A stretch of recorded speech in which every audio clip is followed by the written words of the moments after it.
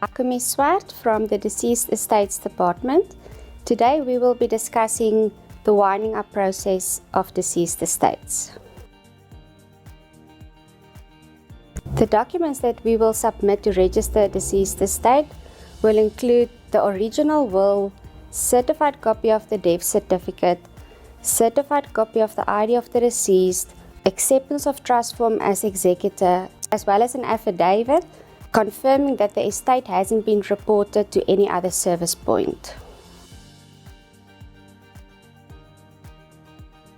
The roles and responsibilities of the executor will be to attend to the notice to creditors adverts, to open an estate-led bank account, to determine liquidity in the estate, to settle any liabilities, for example, anything that is due to SARS, such as the income tax and estate duty, as well as to prepare and submit the liquidation and distribution account at the Master of the High Court.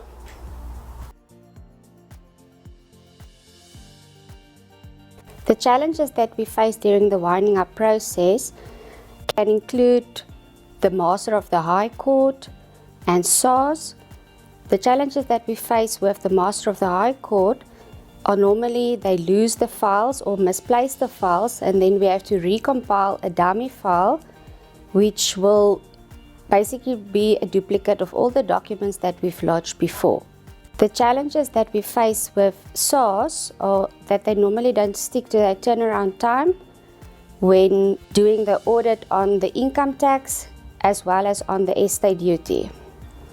In some cases, the audit can take more than 12 months before they will be finalized or before they will give us feedback on the matter, and ultimately before we can receive the SARS compliance letters.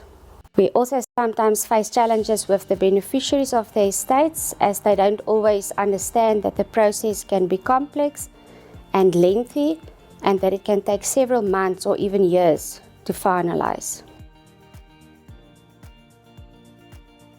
The next steps will be to attend to the liquidation and distribution account adverts, which will be published in the Government Gazette and local newspaper in the area where the deceased resided 12 months prior to his death.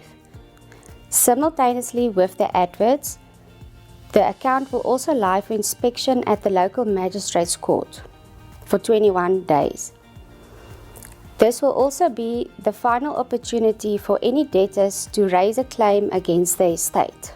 If no claims were raised against the estate, the Magistrates Court will issue a certificate of no objection.